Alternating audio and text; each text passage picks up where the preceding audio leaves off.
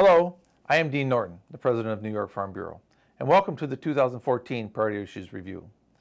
It is because of the involvement of you at your County Farm Bureau level that we are so successful when it comes to our priority issues in Albany and Washington, D.C. And I would like to invite you to our lobby days on March 3rd and 4th here in Albany. And of course, let's not forget our wonderful reception on March 3rd, where you folks all bring in the bountiful harvest that we have here in New York and share with our elected leaders. What you're about to see is the issues that will be coming in the next year, both in Albany and Washington, D.C. Your policy staff will put you through the paces here, understanding where we need to go and what we need to do to be successful again in 2014. Here in my hand, I am holding a pen certificate, and this signifies the success that we had in 2013 with one of our priority issues, and that would be the 2% property tax cap assessment. It was because of the hard work that folks like yourselves at the county level had when you initiated with our legislative leaders, both locally and here in Albany, that we were able to get this priority issue passed and across the finish line. I look forward to seeing you here at our lobby days in March, and I look forward to being able to share some time with you. I hope you enjoy the video. I will see you soon. Dean, thanks so much for that introduction. I'm Steve Ammerman, Manager of Public Affairs, and we're here with the entire public policy team to talk about the issues that are important to you, including with our Director of Public Policy, Jeff Williams. Jeff, thanks so much. My pleasure. Being back here again this year. I trimmed my beard just for this. Looks good. Thank you. Of course, economic issues, always important, always a big deal for our farmers, and especially when our Board of Directors takes a look at the priorities that they're going to set for the upcoming legislative session. And we're actually already seeing some movement on some of the tax issues that we've been advocating for. Can you talk a little bit about that? Absolutely. The governor announced a couple of months ago that there's going to be about a $2 billion fund of unused money in the coming fiscal year that he wanted to spend on tax cuts. He put together a tax relief commission this past fall to identify the most important tax cuts that New York State could implement. And I'm happy to say that that commission came out with the estate tax, increasing the threshold in New York, which is a hugely low level of $1 million threshold, up to the $5 million threshold that the federal government and most every other state in the union has. And that's critically important to farmers because farmers are land rich and many times cash poor. And so a big estate tax bill can be just detrimental to the continuation of the farm. And we see so many farmers wanting to transition their operations to the younger generation. A big estate tax bill would just kill that. Mm-hmm. So actually, breaking news, the governor's budget is coming out today, and the governor included a estate tax increase of that threshold in his proposed budget to $5 million. And so that will go a long way in helping the transition to the next generation, or if it's not the next generation, it's another young farmer in the state who would be interested in taking on that on the farm. And if you look at the numbers, you can really see that it's really important. The Ag Census tells us that about 3,000 farms in the state have an estate of $1 million. So that pulls in a lot of farms. And then you dive down even further to farm credit data, and they're saying an estate of $2 million would probably have to sell the farm in order to pay the estate tax bill. So you get to that $5 million threshold. It makes us more competitive as an industry, and it helps bring on the next generation. And so just because the governor proposed it doesn't mean it's a done deal. This is important for people to bring up to their individual lawmakers to make sure it gets passed down. It's a great point, absolutely. We're just at the starting line right now. The budget's supposed to be done by April 1st. The Assembly and the Senate have their crack at it as well. So our job on lobby days and our job as public policy staff is to communicate our support for that over the next coming months. And we've heard the governor talk about a startup program to provide basically, tax-free costs for businesses who want to open up shop here in New York State. What does that mean for farms, and are we looking to do anything with that on the agricultural side? Yeah, we've seen a lot of press about the governor's startup program, and it's gained attention in other states as well. Farms aren't going to be well represented in that startup program. So when our state board talked about priorities, they thought maybe there should be something like a farm up, for lack of a better phrase, term or program to incentivize new farms relocating or locating in the state, or current farms expanding their operations and getting some kind of tax benefit. If we're going to grow the industry, we need that kind of investment. Now, our board of directors, one of the main priorities is local food and getting them into, expanding market opportunities for our farmers. And certainly that's an issue that does play well with a lot of downstate lawmakers. What's something that New York Farm Bureau is looking to do and that our members can do to encourage more of that? Yeah, I mean, we've been working with the governor's office for a long time on regional food hubs to aggregate food to make it easier to ship into New York City. I know Nicole will talk about the Farm Easy Pass kind of discounts that we're advocating for to make it easier for trucks to deliver produce into New York City. So between those two opportunities, we could definitely facilitate and ease the expense of transporting food into urban areas like New York City. But we're also looking at tax credits for farmers who donate to food banks, for example, because if a farmer donates anything else to a charity, they can write that off on their taxes. But the food that they grow, their business product, they can't write off, which seems to me to not that farmers are backing away from sharing their product, but it seems to me they should be also get a tax benefit for it as well. And also we support the Buy in the Backyard Act. Which would mandate that the state agencies buy at least 20% of their food for prisons or schools from New York State product, which I think they're trying to do quite a bit of already, but that would certainly increase their threshold. Yeah, more markets for our farmers. Absolutely. All right, Jeff. Name of the game. That it is. Thank you so much. Thank Coming you. up next, Kathy Murrell will be in to talk about wise investments in agriculture. Hi, I'm Kevin Cook, Director of Member Services for the New York Farm Bureau. There's many ways to take full advantage of your membership in the New York Farm Bureau. Obviously, one of them is the regional meetings that you're attending now leading up to Lobby Days in March. Another one is to take advantage of many of the economic benefits we have. And we just rolled out a brand new program with Best Pass. What is Best Pass, you might ask? It's a toll discount program available to members who transport their goods throughout the state, even into Pennsylvania, New Jersey, Maryland, Delaware, any place that Easy Pass is accepted. Our members can save up an extra 20% on their tolls with this program. It's brand new. We just rolled it out January 1. It's exciting, and I think members will take advantage of it and save some money. It also goes along with other economic benefit programs we have. We have a workers' compensation program through the New York State Insurance Fund Safety Group 486. You can perhaps save some money there. We have discounts on GM vehicles. We have discounts on Case IH tractors. Also, if you're looking to get away, maybe get away from the snow and the cold of the last couple of weeks, check out our discount on Choice Hotels. Great program. Many members take advantage of that. All in all, there's great economic benefit to membership of the New York Farm Bureau. Thank you. Welcome back. Right now we're going to talk about the importance of making wise investments into agriculture. And we're joined by Senior Associate Director of Public Policy, Kathy Murrell. And Kathy, thanks so much for being here to talk about such an important issue. And in the past several years, we've seen a reduction in funding for a lot of agricultural programs in the state budget. Hopefully that's beginning to turn around. What are some of the things we will be looking for and advocating for in the budget process? Well, there are a lot of budget programs we're going to be looking for, starting with critical programs that enable our farmers to operate in the marketplace, things like farm product graders, food safety inspectors. These are people and services that we absolutely need in order to sell our farm products both locally and abroad.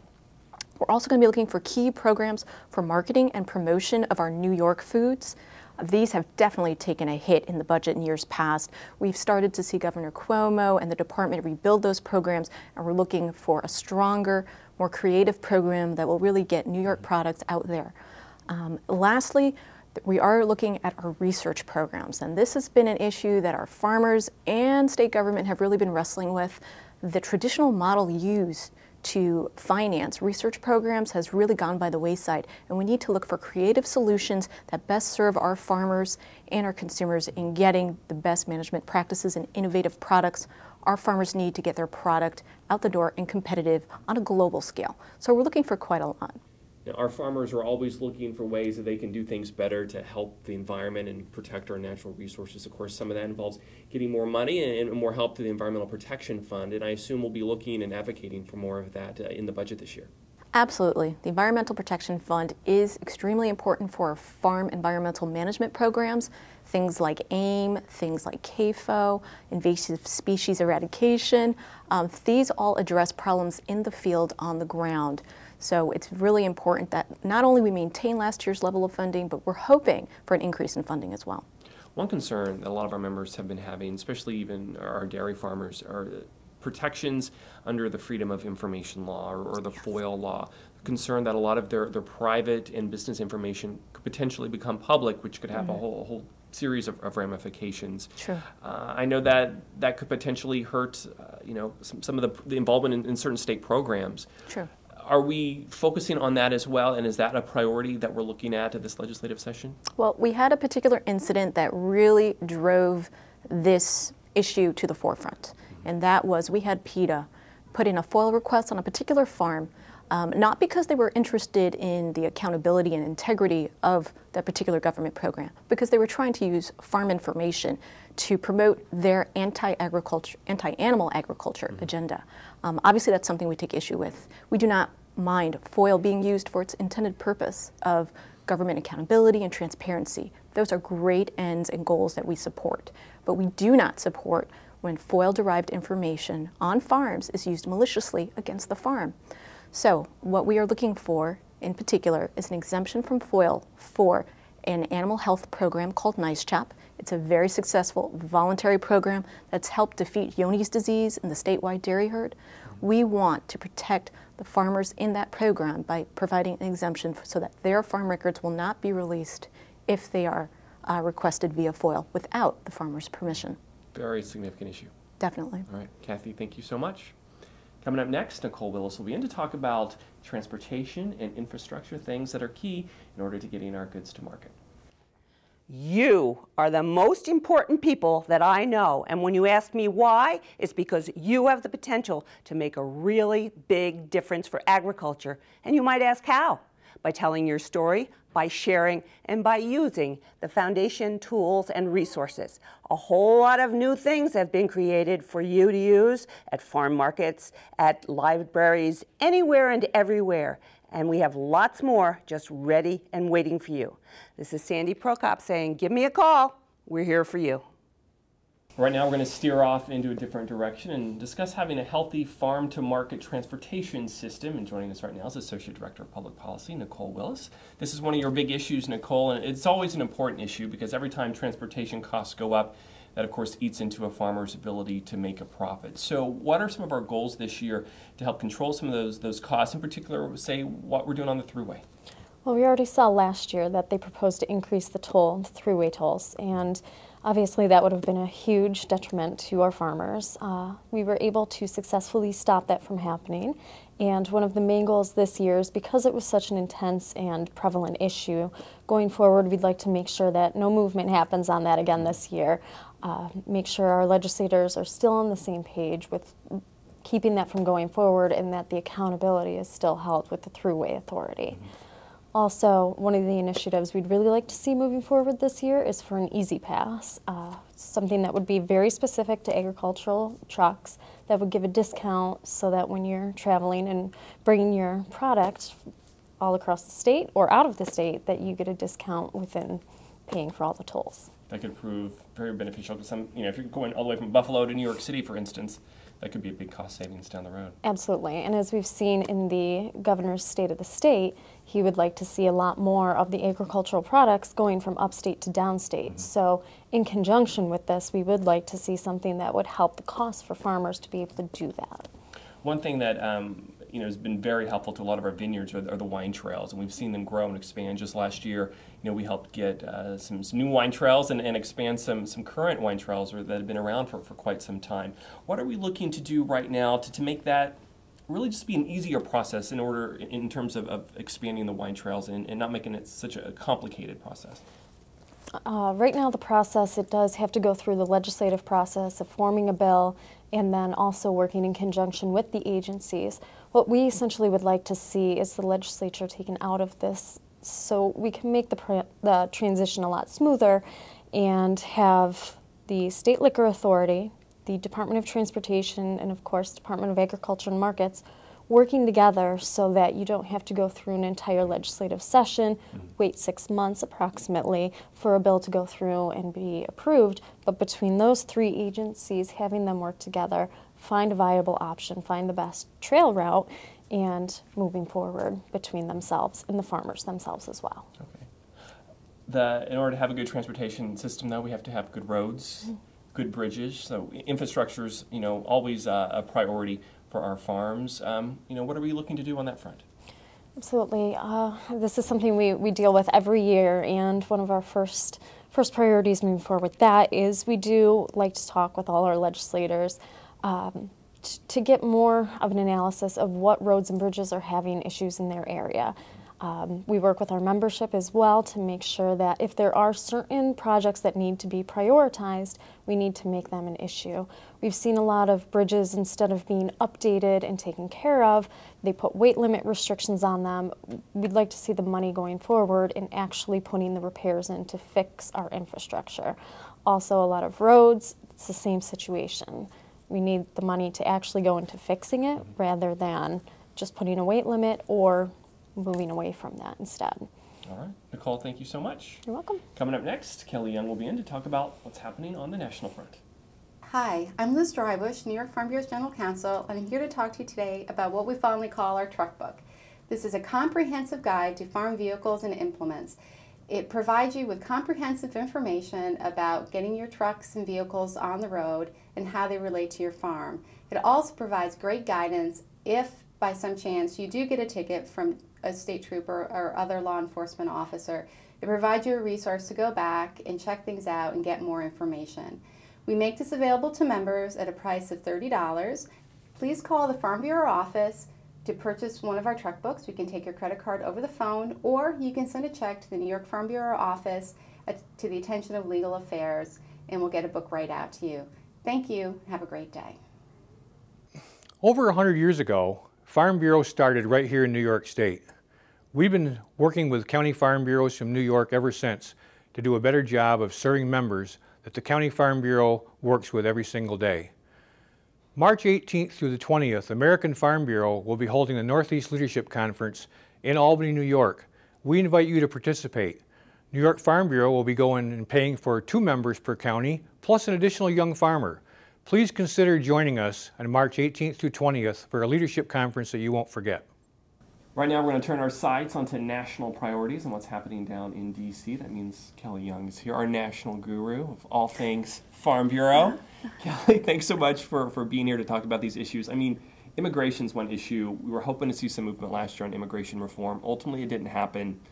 How are things looking this year, and what can our members do about it? Well, so our members know the bill that was passed in the Senate is still good this year.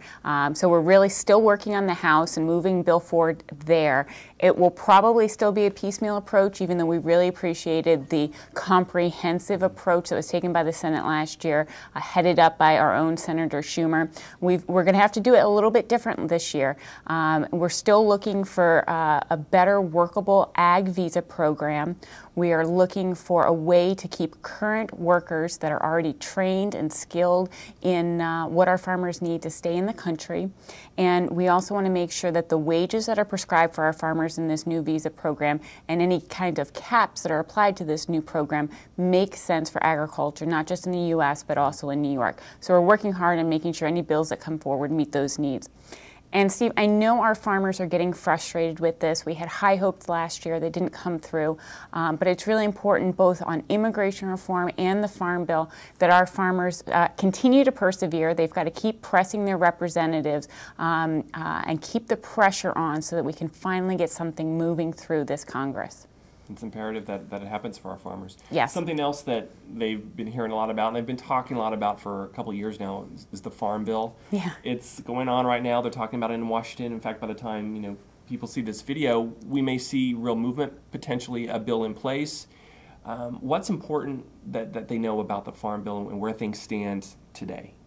The playing field is constantly changing every day. It seems like we have new information and we're preparing every moment really for some information to come out so that we can see this finally move forward. It might happen quickly. And once it does happen, we're not going to be able to rest, Steve. We've got a lot of new programs, exciting new programs that are going to be in place. We've got brand new safety nets for dairy and for some specialty crops, new conservation programs that are going to make a big difference for our farmers in the Chesapeake Bay area and for those who are looking at farmland protection. We've got to make sure all of these new programs are implemented the way that works for our farmers and that they work the way Congress intended them to work when the agencies get a hold of them.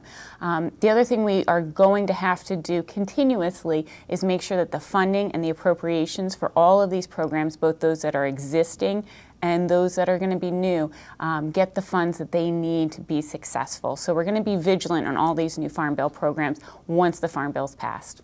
We also know OSHA has been paying close attention to our farms.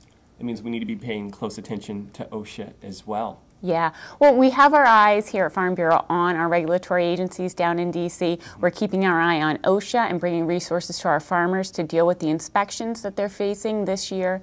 We're keeping an eye on FDA to make sure the food safety regulations for produce farmers are going to be workable, are going to make sense on the ground, and are going to respond to the needs of Northeast farming in particular, which we didn't think the first version of those regulations addressed.